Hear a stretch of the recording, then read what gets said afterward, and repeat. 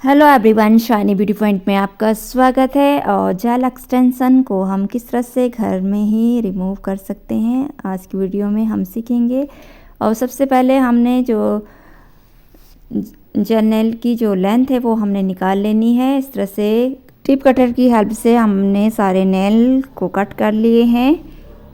और अब हम एमरी बोर्ड की हेल्प से जो बेस कोट है और जो जेल की कोटिंग है इसको हम इस तरह से रफ करते हुए निकालेंगे, धीरे धीरे करके। इस तरह से एमरी बोर्ड और ब्लफर की हेल्प से भी आप जो जेल की कोटिंग है उसको निकाल सकते हैं, रफ कर सकते हैं। और नेल ड्रिल मशीन की हेल्प भी आप नेल जेल एक्सटेंशन को रिमूव करने में हेल्प ले सकते हैं।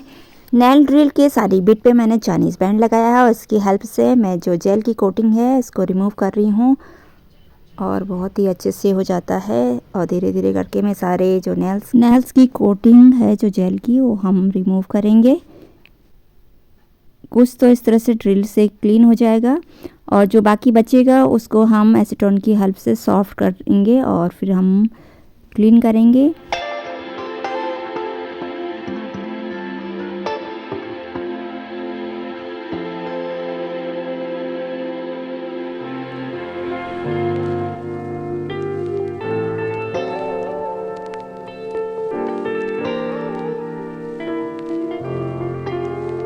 और इस तरह से कुछ जेल की कोटिंग हमारी अच्छे से क्लीन हो गई है और बाकी डस्ट को हमने ब्रश की हेल्प से निकाल लेना है।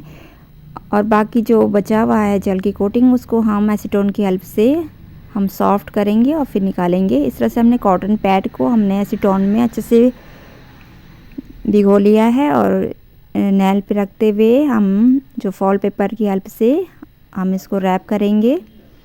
अच्छे से हम रैप करेंगे और ताकि ये जो नेल की बची हुई जेल की कोटिंग है वो अच्छे से सॉफ्ट हो जाएगी और आसानी से निकल जाएगी। जो लेयर है, बची हुई लेयर है, वो निकल जाएगी।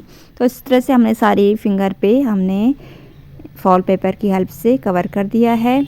और 10 मिनट के बाद हमने एक ही फिंगर पे हम पहले खोलेंगे। तो हम एक फिंगर को हमने खोला है और ये जेल की कोटिंग है वो काफ़ी सॉफ्ट हो गई है। तो इस तरह से स्टिक की हेल्प पे भी हम इसको निकालने में लेंगे, या आपके पास कोई नोक वाली कोई चीज़ है तो उससे आप हेल्प ले सकते हैं। मैं वुड स्टिक की हेल्प से जेल को निकाल रही हूँ। तो ये कोनों कोनों से और अच्छे से ये क्लीन हो रहा है क्योंकि जो एसीटोन की हेल्प से काफ़ी सॉफ्ट हो गया है तो ये अच्छे से निकल रहा है।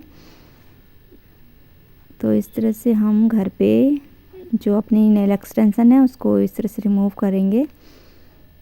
और फिर से जो बची हुई थोड़ी सी और बचा हुआ है तो हमने और जो कॉटन पैड पे हम एसीटोन को अच्छे से भिगो के कुछ देर के लिए हम फिर से इसको लगा के रख देंगे ताकि जो बची हुई कोटिंग है जेल की वो अच्छे से क्लीन हो जाएगी। तो जब तक हमारी पूरी क्लीन नहीं होंगी तो हम इस तरह से नेल पे हम इस तरह से जो एसीटोन को लगा के और फॉल पेपर से हम कवर करेंगे। तो हम दूसरी फिंगर भी हमने खोल लिया है और इसको भी हम स्टिक की हेल्प से हम निकाल रहे हैं, जेल की कोटिंग को निकाल रहे हैं। और ये निकल रहा है, अच्छे से निकल गया है। अगर एक ही बार में आपकी जो जेल की कोटिंग है वो निकल रही है तो आप एक ही बार लगाए, अगर जो बच रहा है तो नहीं तो उस पर एक और बार आप कॉटन पैड को भिगो के अच्छे से फिर कवर कर दीजिए। और इस फिंगर को मैंने फिर से 5-7 मिनट के लिए फिर रख दिया है।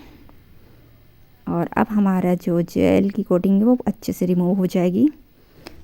और एक एक करके हमने एक ही फिंगर को हमने पहले खोलना है और ये सॉफ्ट हो गई है और बचा हुआ जो जेल की लेयर है वो अच्छे से निकल जाएगी। जो बचा हुआ है, थोड़ा ही बचा था तो ये अच्छे से निकल गया है।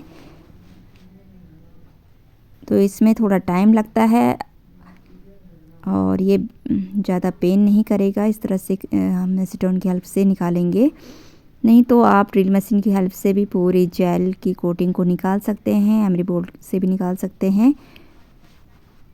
तो उससे फटाफट हो जाता है। और इस तरह से बिगनर हैं तो इस तरह से भी निकाल सकते हैं।